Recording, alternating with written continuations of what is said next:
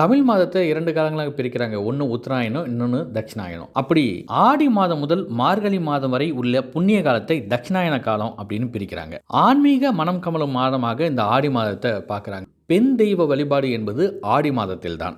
ஆடி மாதத்தில் நிறைய பண்டிகைகள் தொடங்கும். அதில் குறிப்பாக நீர்நிலைகளை போற்றி பாதுகாக்கக்கூடிய ஆடி 18ஆம் நாள் ஆடிப்பெருக்கு என்று வழிபடக்கூடிய நாளாக இருக்கிறது.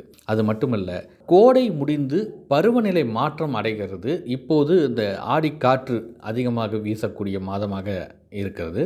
இந்த சூழலில் நோய் கிருமிகள் பரவல் இருக்கும். அதை தடுத்து தற்காத்து கொள்வதற்கான வழிமுறைகளாக நம் முன்னோர்கள் கடைபிடித்து வந்தது தெருவெங்கும் மஞ்சள் நீர் ஊற்றுவது, வீட்டில் வாசலில் வேப்பிலை செருகி வைப்பது, அம்மனுக்கு கூழ் வார்ப்பது, இப்படி பல வழிபாட்டு முறைகள் வைத்திருக்கிறார்கள். இதெல்லாம் நோய் தடுப்பாற்றலை பெருக்கிக் கொள்வதற்குமான ஒரு அம்சமாக கடைபிடிக்கப்படுகிறது.